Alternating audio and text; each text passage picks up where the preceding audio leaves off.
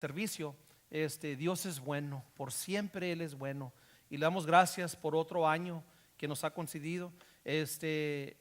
Yo tengo un amigo, mis hermanos, que tiene 70 años y vive allá en California, es un pastor. Y la otra vez que le hablé para felicitarlo, porque cumplió años, me dice, fíjate, Manuel, dice, cada año Dios es mejor conmigo, cada año. Y en ese tema, hablando de feliz cumpleaños, queremos felicitar al hermano Domingo Valenzuela, que acaba de cumplir ayer, me parece, ¿verdad? Póngase de pie, 67 años, fíjense, 67 años de juventud. Lo felicitamos, mi hermano Domingo, que Dios lo bendiga.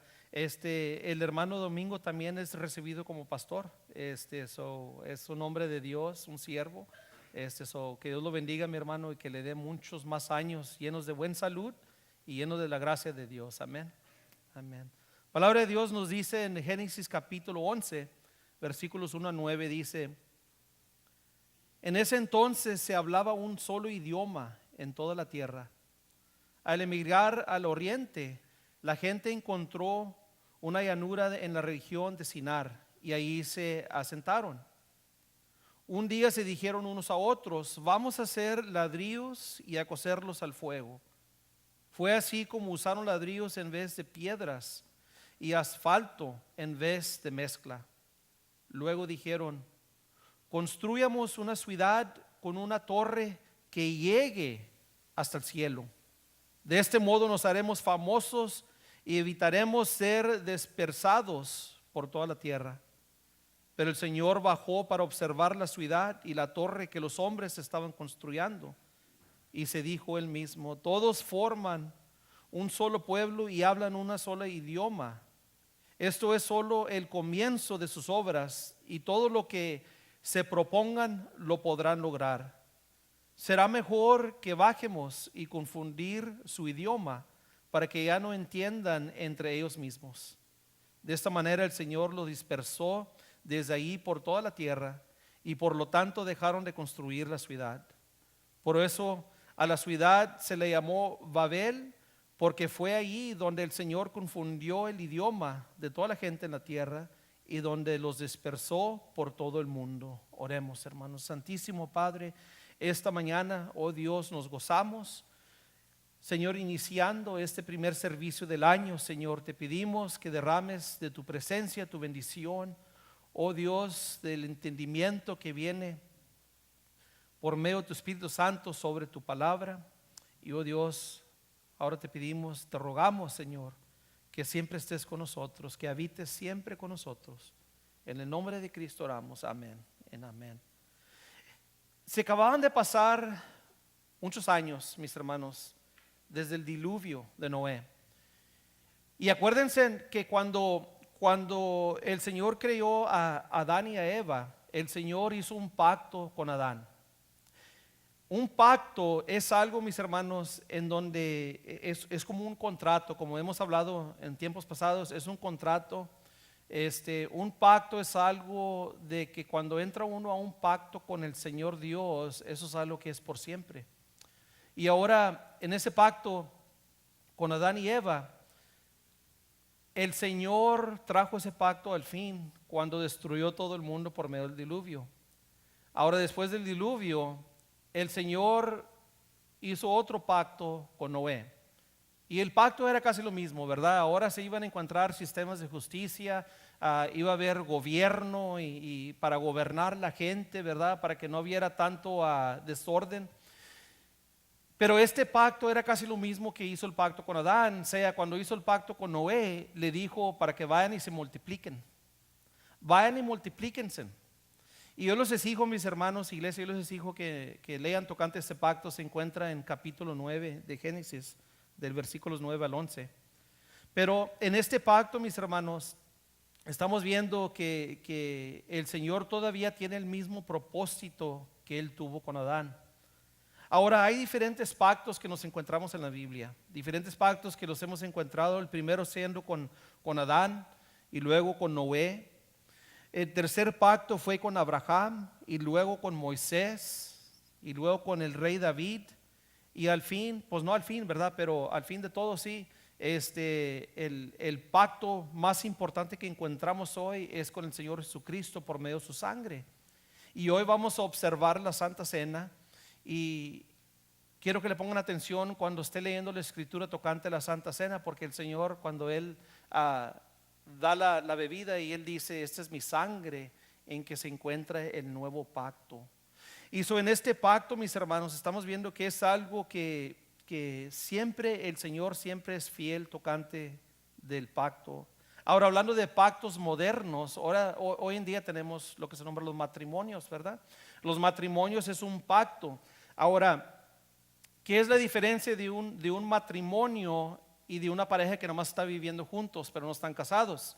La diferencia es que cuando la pareja está juntos, mis hermanos, y pongan atención muy bien, porque yo quiero que ustedes le enseñen estos a sus niños, a sus nietos, bisnietos, que necesitamos que ser nosotros maestros de la palabra de Dios, amén, de la verdad de Dios. Cuando uno está viviendo junto, una pareja, está una mujer y un hombre viviendo juntos y no están casados, ese pacto es entre ellos dos nomás, y verdaderamente no es un pacto. Porque eso está dando a entender que cuando el hombre o la mujer ya diga: ¿sabes qué? Ya es tiempo de ir a buscar otra pareja nueva, ellos tienen la libertad de irse. Pero cuando hay matrimonio, el pacto no nomás es entre el hombre y la mujer, pero también ahora se incluye Dios. Amén. Ese pacto del matrimonio es la pareja, el esposo, la esposa y Dios. Y el último sábado de diciembre, el 27, tuve el privilegio de casar al hermano Jesús y la hermana Irma Silva, ¿verdad? Se unieron en matrimonio santo, y ellos entraron a un pacto con Dios, no nomás con ellos mismos, pero con Dios, ¿verdad? Y eso es algo bien bonito, mis hermanos, algo hermoso. Este pacto que nos encontramos ahora es el pacto que Dios hizo con Noé. Tomando eso en cuenta, esta gente que encontramos aquí en Babel, en el capítulo 11 de Génesis, ellos son hijos y hijas de Noé. Ahora, no inmediatamente hijos y hijas, nietos, bisnietos, ¿verdad? Me imagino que ya se ha pasado una generación tal vez, pero ellos están obligados al pacto que hizo Noé con Dios. ¿Me entienden? Están obligados ellos al pacto que Noé hizo con Dios. Pero en este punto, mis hermanos, vemos que entró la rebeldía. Y en un punto llegaron al punto ellos que ellos decidieron, mis hermanos, en no honrar el pacto que Noé hizo con Dios. Leemos en versículo 4, en donde estamos leyendo, dice: luego dijeron, versículo 4: construyamos una ciudad con una torre que llegue hasta el cielo. De este modo nos hacemos famosos y evitaremos ser dispersados por toda la tierra. En otras palabras, ellos llegaron al punto, mis hermanos, que dijeron ellos: ya no los vamos a multiplicar, ya no vamos a llenar el mundo. Acuérdense que el pacto entre Dios y Noé era que vayan y multiplíquense. Vayan y multiplíquense. Y ellos llegaron a ese punto, llegaron a ese terreno, mis hermanos, en donde ellos se amacharon y dijeron: ya no los vamos a multiplicar, ya no vamos a ir. Aquí los vamos a quedar. Y vamos a hacer un nombre para nosotros. Vamos a construir una ciudad y un torre que alcanza hasta los cielos. En otras palabras, decidieron no nomás ya no multiplicarse, ya no ir, decidieron ellos a exaltarse más alto que Dios mismo. Entró la rebeldía. Entró ese sentido, mis hermanos, del orgullo, en donde ellos querían exaltarse más que Dios mismo. En nuestro pacto con el Señor Jesucristo, que tenemos en la sangre de Jesús, tenemos las instrucciones que encontramos en la Gran Comisión, que dice que vayan y hagan discípulos de todo el mundo. Es lo mismo que nosotros diciéndole al Señor Jesús: ya no vamos a ir. Ya no vamos a ir. ¿Sabe qué, hermano Lupe? Ya no vamos a ir. ¿Cuándo vamos a ir a sonar puertas, hermano Gil? Ya no vamos a ir. Aquí los vamos a quedar. Vamos a construir un nombre para nosotros mismos. Vamos a exaltarnos más alto que Dios mismos, para que la gente nos conozca que en Primera Iglesia Bautista es una gran iglesia. Pero al mismo tiempo, con ese sentido de rebeldía, no vamos a ir ya. Y eso es lo que estaban haciendo ellos, mis hermanos. Decidieron ellos ya no obedecer las instrucciones del pacto que Dios tenía con Noé. Ellos también pensaban, fíjense, que en caso que viera otro diluvio, ellos mismos se podían salvar. Pónganse a pensar, mis hermanos, pónganse a pensar. Si ese torre iba a alcanzar hasta los cielos, aunque se hundiera el mundo, ellos iban a sobrevivir. Ese era el pensamiento de ellos. Ellos tenían pensados que ellos mismos se podían salvar. Y eso es lo mismo, hermanos, que muchos tenemos ese mismo pensamiento hoy en día como seres humanos, ¿verdad? Muchos pensamos verdaderamente que nos podemos salvar nosotros mismos. Tenemos ese pensamiento que si yo soy bueno, suficiente bueno, hago suficientes obras, soy voluntario, me involucro en las cosas de la iglesia, ¿verdad? A lo mejor tal vez me puedo salvar yo mismo. Pero no, mis hermanos, la palabra de Dios nos dice en Efesios capítulo 2 versículos 8 y 9 que solamente es por la gracia de Dios, por medio de fe, que somos salvos. Porque la salvación es un regalo de Dios, un regalo de Dios. Y mis hermanos queridos, ellos cometieron ese gran error en pensando que ellos mismos se podían salvar. La salvación solamente se encuentra en un solo lugar, en nuestro Señor Jesucristo. Amén.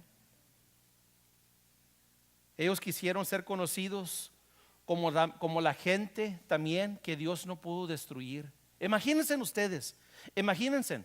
En esos tiempos ellos todavía ya conocían la historia de cuando se hundió el mundo del diluvio. Ellos conocían esa historia. Y a lo mejor ellos también se pusieron a pensar, bueno, si ahora se hundiera el mundo hoy, ¿cómo pudiéramos nosotros sobrevivir? Pues mira, nosotros podemos escapar la ira del Señor en esta manera, ¿verdad? Nosotros podemos ser conocidos como la gente que Dios no pudo destruir. En otras palabras, mis hermanos, ellos estaban escupiendo en la cara de Dios. Tú no nos puedes destruir a nosotros. A lo mejor tal vez a nuestros antepasados sí los pudiste destruir, pero a nosotros no. ¿Qué tanto de nosotros no hemos pensado así también? ¿Qué tanto de nosotros no hemos pensado que a lo mejor lo que le pasó a nuestros antepasados, a nosotros no nos puede pasar tampoco? Pero sí, mis hermanos, sí puede. Esas cosas, mis hermanos, si le pasó a nuestros antepasados, nos puede pasar a nosotros también. Y eso es donde ellos se equivocaron. Ellos querían ser conocidos como la gente que Dios no pudo destruir. Mis hermanos, no sean equivocados. La mano de Dios alcanza a cualquier lugar, amén. No hay ningún lugar en donde la mano de Dios no pueda alcanzar. Pero fíjense en versículo 5, leemos, mis hermanos, donde dice el Señor, pero el Señor bajó para observar. Pero el Señor bajó para observar. Proverbios 16:9 nos dice esto, nos dice, podemos hacer nuestros planes, hermana madre, podemos hacer nuestros planes, pero el Señor determina nuestros pasos. No le hace que sean los planes que tenemos. Si no está en la voluntad de Dios para nuestra vida, no se va a cumplir. Podemos construir nuestros planes, pero el Señor determina nuestros pasos. Así es. Pero el Señor bajó para observar. En otras palabras, el Señor Dios protestó. Esos planes que ellos tenían para exaltarse a ellos mismos, el Señor protestó. El individuo que no se humilla en la presencia de Dios, Dios lo va a humillar en su presencia. Y esa es la verdad. El individuo que piensa que puede sin Dios, se va a dar cuenta que no puede sin Dios. Porque el Señor va a componer todas cosas a que se alineen a la voluntad de Él mismo. Muchos de nosotros, mis hermanos, que hemos entrado en pactos con el Señor, pensamos que podemos cancelar o negar ese pacto sin sabiendo que nunca se cancela o se niega ese pacto. Nunca. ¿Por qué es que muchos de nosotros, pregúntense en esto, por qué es que muchos de nosotros se nos hace fácil a cancelar o negar nuestros pactos que tenemos con otros individuos? ¿Por qué creen ustedes que se encuentra mucho hoy en día el divorcio? La gente divorciándose, familias destruidas. ¿Por qué creen ustedes? ¿Saben por qué? Porque las responsabilidades de estar en un pacto es pesada. la responsabilidad de estar en un pacto es pesada. La carga es fuerte, mis hermanos. Y se llega al punto que dice el hombre o dice la mujer, ¿sabes qué? Ya no quiero esta responsabilidad. Ahora me voy a ir para vivir para mí mismo nomás. Ahora me voy a cuidar yo mismo. Los demás, cada quien por su santo. O como quien dice en inglés, dice, I'm going to look out for number one. Cuando uno está en un pacto, mis hermanos, la responsabilidad es fuerte. Pero en Cristo Jesús tenemos la ayuda. Tenemos la ayuda. Si la carga es fuerte es porque no estamos permitiendo al Señor Jesús que la cargue. Nosotros estamos tratando de echar esa carga a nosotros mismos para que diga la gente, mira como Manuel puede, mira como Manuel es fuerte, él puede proveer por su familia y verdaderamente es el Señor Jesús que provee en todas cosas.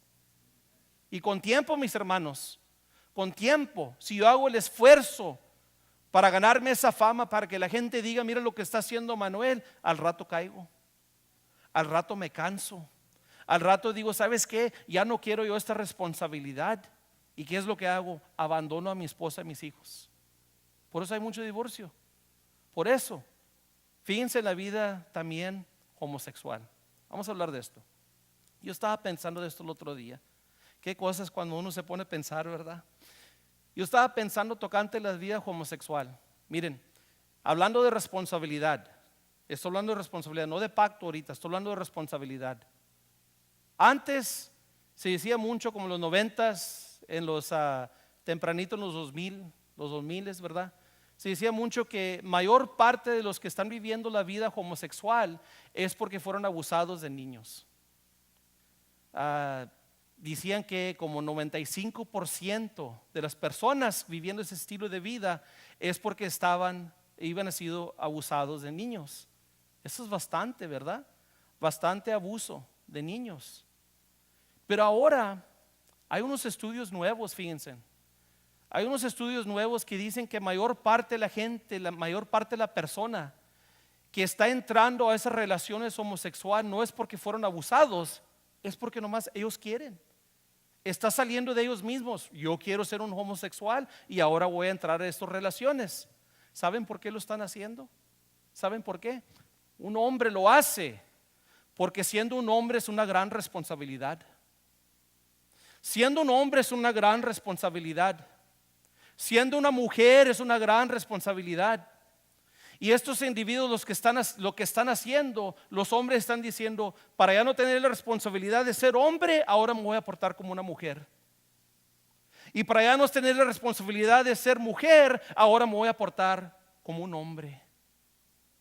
Una vida sin responsabilidad. Eso es lo que están abrazando ellos. Eso es lo que se está encontrando, esa es la mentalidad que se encuentra hoy en día. Pero como en todas cosas hay un castigo. Hay un castigo cuando uno hace a un lado la responsabilidad que nos toca a nosotros. En nuestro pacto con Dios, mis hermanos, tenemos nosotros una responsabilidad también. Y cuando negamos esa responsabilidad, estamos evitando el castigo de Dios.